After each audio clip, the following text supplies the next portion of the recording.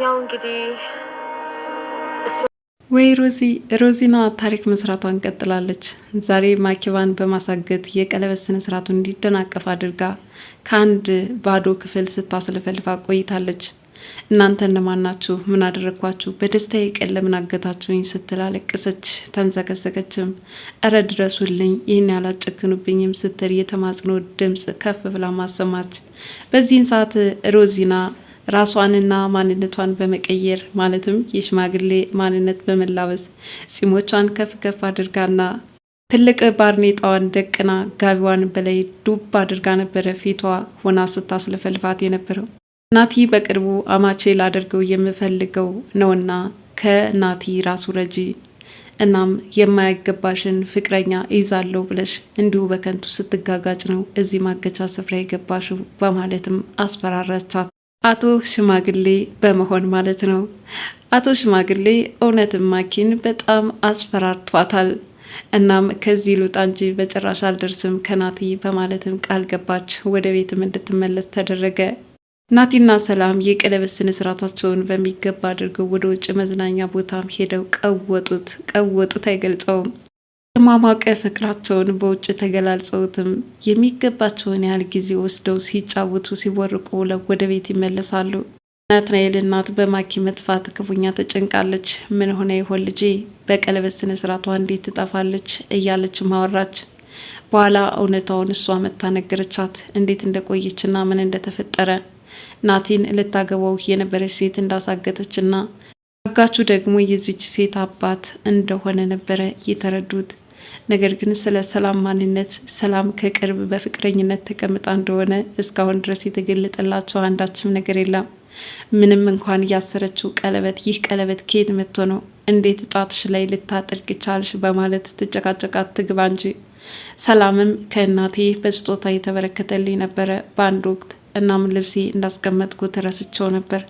አሁን ላይ እንደ አጋጣሚ ልብሶችን ሳስተካከል አገኘሁት፣ አንስቼ ማደረግኩት ትላለች። የቀለበቱ ሚስጥር ሆኖ ቀጠለ ማለት ነው። ሆኖም አሁን ላይ ከእናትየዋ ጋር አንድ ምክር ይመክራሉ።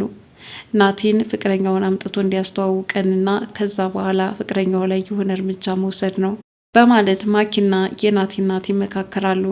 ታዲያ የናቲ እናት እስካሁን ድረስ ሌላ ከማኪ ውጭ ፍቅረኛ እንዳይዝ ስትከላከል የነበረችው አሁን ላይ ግን ናትናኤል ልጄ ፍቅረኛ መያዝን ሰምቻለሁ፣ እስኪ አምጣና አስተዋውቀኝ ስትልም ተናገረች።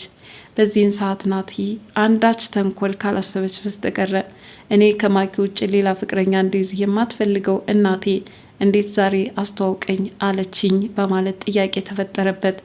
ይህንን ነገር ለእህቱ ለሮዚና ነገራት። ሮዚና ትክክል ነህ፣ አምላኪው ያውጣን። ናቲ ታዲያ የገጠመን ፈተና እንዴት ትወጣዋለህ?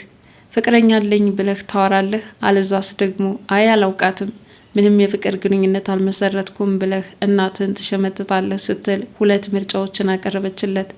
አላውቅም ምን እንደምል በማለት እናቱ ምን ብሎ እንደሚመልስላትም ግራ ተጋባ።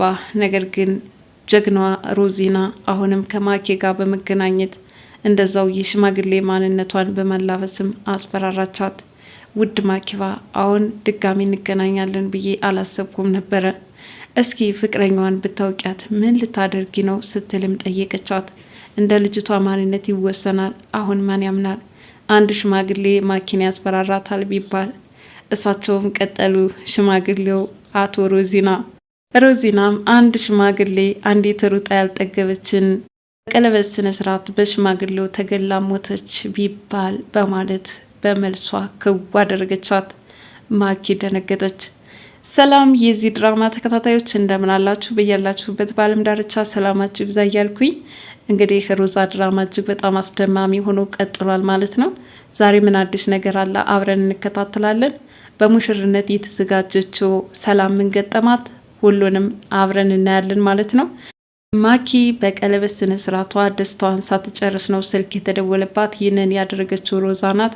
ከአጋቹ ማለትም ስልክ አሳልፋ ሰጥተው ስለነበረ አጋቹ ወዲያውኑ የምነግርሻለኝ ወደ ውጭ ትፈልጋለች በማለት አስደንጋጭ ነገር ሊያረዳት እንደሚፈልግ ይነግራትና ስልኩን ይዘጋዋል። ወዲያውኑ እሷ ሁለንተናዋ ተቀይሮ ወደ ደረጃም እየተንደረደረች ትወርዳለች።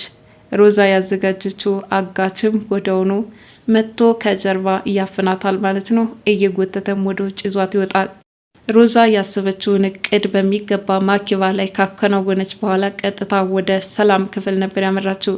ሰላም አንድ ሰርፕራይዝ አለሽ እና አሁን ወደ ሳሎን ትመጫለሽ ስትልም እንደዛ አሰማምራና ሽሙርሙር አድርጋ ያስቀመጠቻትን ሰላም ወደ ሳሎን ታመጣታለች። አሁን የቀለበት ስነ ስርዓቱን እሷ ላይ ታደርገዋለህ በማለትም ሰላም ጣት ላይ እንዲደረግ አደረገች። አሁን ላይ ፊቱን ዘፍዝፎ በሀዘን ድባቴ የተቀመጠው ናቲ ማንነቱ ሙሉ በሙሉ ተቀየረ።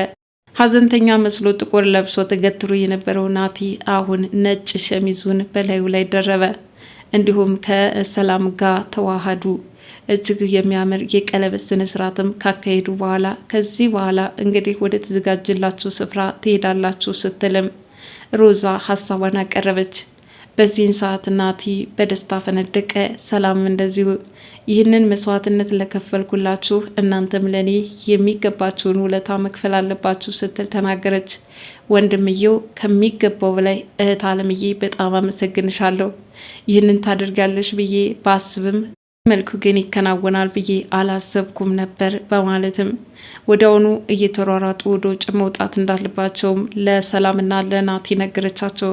እነሱም ልብሳቸውን ቀየሩ፣ ወደ ውጭም ተያይዘው ወጡ። የናትናኤል እናት አሁን ቤቱን ታምሰው ገብታለች። ማኪ ጠፍታታለች። በቀለበት ስነ ስርዓቷ ላይ በእገታ እየተሰቃየች ነው። እናንተ እነማን ናችሁ? ምን ፈልጋችሁ ነው? ምንስ አደረኳችሁ? ያለች የተለያዩ ጥያቄዎችን ትጠይቃለች። በዚህን ሰዓት ካጠገቧ የነበረው የሮዛ መልእክተኛ የነበረው አጋች ነው። በሚገባው ወንድሟን ወደ መዝናኛ ቦታ እንዲሄዱ ካደረገቻቸው በኋላ ቀጥታ ወደ ማገቻ ቦታውን ሄደችው።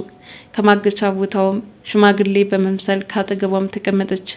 እናንተ ኧረ እባካችሁ ስሙኝ፣ ዛሬ የደስታዬ ቀን ነው። ለምን አገታችሁኝ? ምን አጥፍቼ ነው ስትልም ጠየቀች። እኛ የምንፈልገውም አንድ ነገር አለ። አሁን የምንልሽን በሙሉ ተግባራዊ የምታደርጊ ከሆነ ከዚህ ማገቻ ስፍራ የምትለቀቅ ይሆናል። እሱም ከናቲ ራስ እንድትወርጅ ነው በማለት ሮዛ አስተላለፈች። ድምጿን ቀይራና ሽማግሌ በመምሰልም አስፈራራቻት። እንዴ እናንተ እነማን ናችሁ? ናቲ ፍቅረኛ አለው እንዴ ከኔ ውጭ? ይህንማ አላደርግም አለች። ካላደረግሽ እንግዳስ እዚሁ ትበሰብሻታለሽ፣ አትፈችም በማለት ማስፈራራቻት።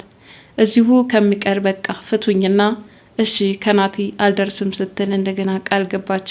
ከዛ በኋላ ያ አጋቹ እጆቿን እንዲፈታላትና ወደ ቤት እንድትመለስ ያደርጓታል። እቤት ስትመጣ ሌላ ቀውጢ ሆኖ ነበር እየጠበቃቸው።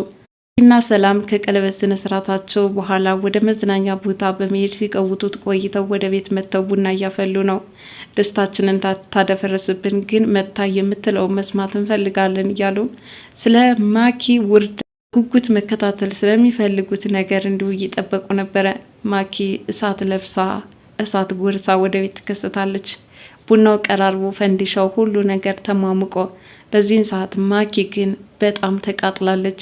እናንተ ምን ትሰራላችሁ? አለች። የት ሄደሽ ነው በማለት እንደ አዲስ ጠይቋት። የተፈጠረውን ሁሉ በመጀመሪያ ለናቲና ሰላም ስትነግራቸው በጣም የምትገርሚ ነሽ፣ ይህንን ታደርጋለሽ ብዬ አላሰብኩም ነበር። ማንነቷን የቀየረችበት ማለትም ጺሞቿን ወዘተረፈ ሽማግሌ ልትሆን የቻለችበት ድምጿ የቀየረችበት ሁሉ አስገረማቸው። እናም በቪዲዮ ሁሉ ቀርጻ ስታሳያቸው እነሱ በሳቅ ይዟቸው ጭልጥ ብሏል። ታዲያ የማኪ መዝናኛ ቪዲዮ ለነሱ እጅግ በጣም ከድብርት የሚያወጣቸውና የሚስቁበት ሆኗል። ለማኪ ግን በህይወቷ ለመጀመሪያ ጊዜ የተዋረደችበት ሊሆን ይችላል። ብቻ የዋለችበትንና ያደረችበትን ለናትናኤልና ስትነግራት ይሄማ የሆነ ነገር አለ ማለት ነው። የናቲ እናትም እንዴት ሊሆን ቻለ? ቆይ አሁን እንዴት አድርገን ነው ናቲን የምንጠይቀው? ሲሉም ተመካከሩ። ታዲያ ማኪም ያለችው ነገር ቢኖር ፍቅረኛውን አምጥቶ እንዲያስተዋውቅ ዞሮ ዞሮ ፍቅረኛ እንዳለው ተነግሮኛል። ራሴ እርግጠኛ ሆኛለሁ። አንቺ ማድረግ ያለብሽ ለናት የልጁን ፍቅረኛ ለማየት እንደጓጓሽ አድርገሽ አስመስይ ስትል መከረቻት። ታዲያ እናቲቱም ወደ ናቲ በመሄድ ልጄ ናቲ አንተ ፍቅረኛ ስላለ በጣም ደስ ብሎኛል፣ ስመኘው የነበረው ነገር ነው እና ማምጥተህ እንድታስተዋውቀኝ እጠይቅሃለሁ ስትል ለናቲ ነገረችው። ናቲ እናቱ ለነገረችው ነገር ምላሽ አልነበረውም። ይህንን ሮዚና ስትሰማ ግን አይማዬ ያኔ እኮ ከማኪ ጋር የቀለበት ስነ ስርዓት ካላደረግ እያልሽ ረድብን ስትይ የነበርሽ ነሽ እና አሁን ሌላ ፍቅረኛ ሲያመጣ እንዴት ደስተኛ ልትሆኝ ቻልሽ? በማለት እናቷን ጠየቀቻት። እናቷም ከእንግዲህ በኋላ ምርጫውን አከብርለታለሁ፣ እሱ የማይፈልጋት ሴት እንዲያገባ ማስገደድ የለብኝም ስትል ተናገረች። ታዲያ ናትናኤልና ሮዚ ግን አንድ ላይ ሆነው ሁለታቸው ምን አስበው ይሆን የሆነ ተንኮላለ እያሉም ሲያወሩ አመሹ። እሻው እናቴ ምን አሰብክ? ምን ብለህ ለእናትስ ልትነግራት ነው? እውነት እጮኛ አለኝ ብለህ ሰላምን ታስተዋውቃለህ? አሊያስ ደግሞ የለኝም ብለህ ትሸመጥጣለህ? በማለት በሁለት ምርጫዎች እንዲቆዝም አደረገችው። ናቲ ግን ከሁለቱ ምን መምረጥ እንዳለበት በጣም ተጨንቋል። በተለይ ደግሞ የሚወዳት ፍቅረኛው ካጠገባቸው በሰራተኝነት እየሰራች ያለችው ሰላም መሆኗን ስትሰማ እናቱም ጥሩ ስሜት እንደማይሰማት ያውቃልና በመጨረሻም የሮዛ ውሳኔ አንድ ነገር ነበር። እንደዛው የሽማግሌ ማንነቷን በመላበስ ጋር እንደራደር የሚል መልእክት ነበር ይዛ የተከሰተችው። እሺ የናቲን ፍቅረኛን ብታውቂያት ምን ታደርጋታለች ስትል ጠይቅቻት። በዚህን ሰዓት የማኪ መልስ የነበረው እንደ ልጅቷ ይወሰናል ነበር። ሆኖም አንድ ሽማግሌ ማኪን አስፈራራት ቢባል ማን ያምናል? እንግዳውስ አንዲት ሩጣ ያልጠገበች ገና ኮረዳ እንቆቅዬ ልጅ አንድ ሽማግሌ ገደላት ቢባል ማን ያምናል? አለች። እጅግ በጣም የሚደንቅና የሚያስገርም የሮዛ ጉዞ ናቲንና ሰላምን እንዴት አድርጋ ከዛ ቤት ታስወጣቸው ይሆን? አሊያስ ማኪን ከህይወታቸው እንዴት ምንጥቅ አድርጋ ልትመነትፋት ትችል ይሆን? እጅግ በጣም የሚያስገርም አስደናቂ ጉዞ ነው ሮዛ ያደረገች ያለችው። እናም በዛሬው ክፍል እጅግ በጣም ደሳስ የሚሉ ውብ ድንቅ ነገሮች ተመልክተናል። ያቀረብኩላችሁን ይመስል ነበር። በቀጣይ ሮዛ ድራማ እስከምንገናኝ ድረስ ለዚህ ቻናል አዲስ የሆናችሁ ሰብስክራይብ እያላችሁ ቤተሰብ እንድትሆኑ በትህትና ጠይቃለሁ። ባይ ባይ።